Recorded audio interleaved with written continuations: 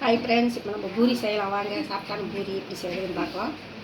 இதுக்கு வந்து 3 கப்பு, இந்த கப்பில் வந்து கோதுமை மாவு, 1 கப்பு வந்து மைதா போட்டுருக்குது.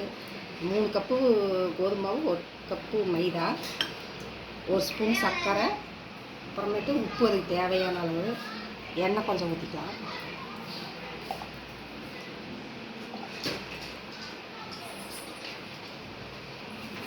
இதை கரைச்சிக்கலாம்.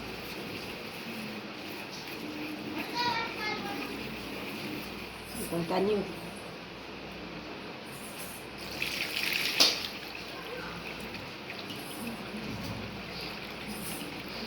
ஊற்றி ஃபஸ்ட்டு சர்க்கரை இதையும் கரைச்சிக்கலாம்.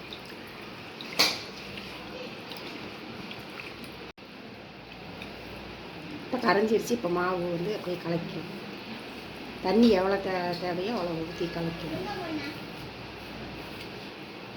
மைதா ஒரு இது இப்போ 3 பங்கு கோதுமை மாவுனா மைதா 1 பங்கு போட்டால் நல்லாயிருக்கும் பூரி. நல்லா கொஞ்சமாக சர்க்கரை, உப்பு, எண்ணெய்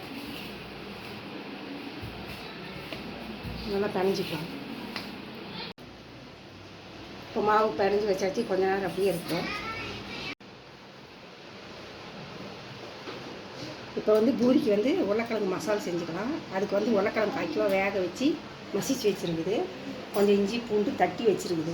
தட்டி வச்சுட்டு தக்காளி 1, வெங்காயம் ஒரு 200 கிராம் இருக்குது. சின்ன வெங்காயம் தான் போடுது.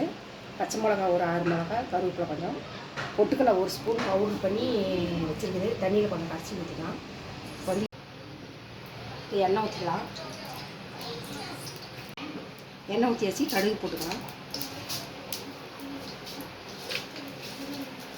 சீரகம் போட்டுக்கலாம்.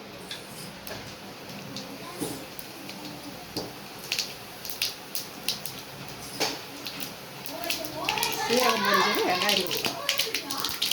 சீரகம் பொரிஞ்சுது, வெங்காயம் போட்டுக்கலாம். வெங்காயம், பச்சை மிளகாய், கருவேப்பிலை,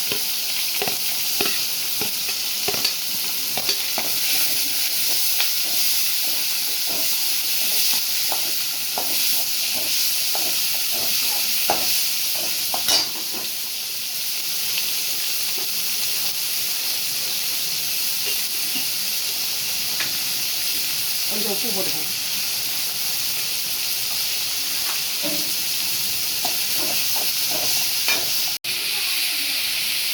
இஞ்சி போட்டு இடிச்சு வச்சுருக்கிறோம், அது போட்டுக்கலாம். இடிச்சு போட்டால் அது ஒரு டேஸ்ட்டாக இருக்கும்.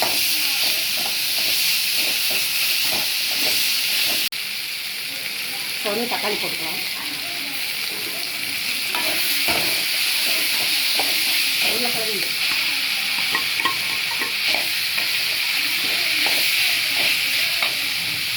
மஞ்சள் தூள்,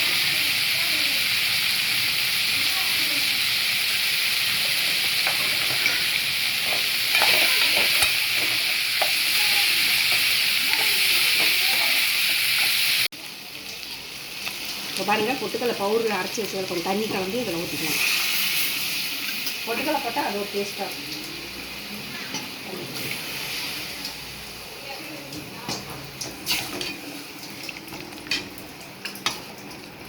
கொதி வந்துருச்சுன்னா அவ்வளோதான், குருமா ரெடி ஆகிடும். இப்போ பாருங்கள், உருளைக்கிழங்கு மசாலா வந்து தயாராகிடுச்சு. எப்படி சூப்பராக வந்து பாருங்கள். இந்த ஸ்டேஜில் இறக்கிடலாம். விட்டிங்கன்னா அப்போ ரொம்ப கெட்டியாகிக்கும். இதே வச்சிங்கன்னா சாப்பிடும் போது கொஞ்சம் கெட்டியாகிக்கும். இந்த இதில் வச்சுருங்க. குருமா ரெடி ஆகிடுச்சு. பாருங்கள், இந்த மாதிரி நீங்களும் செஞ்சு பாருங்கள் எப்படி இருந்தது.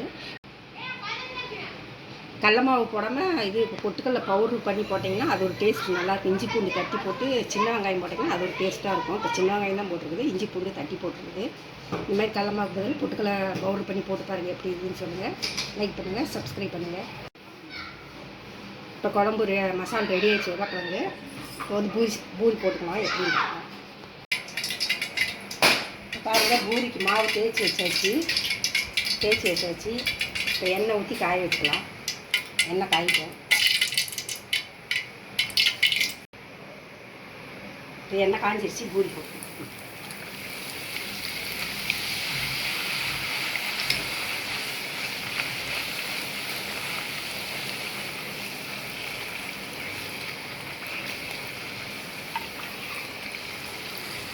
பூரி கறி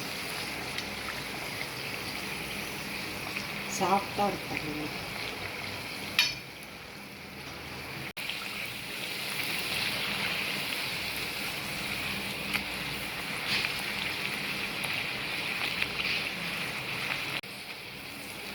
பூரி குழம்புக்கு சாப்பிட்டா வந்து 2 பூரி சாப்பிட்றவங்க 4 பூரி சாப்பிட்றோம்.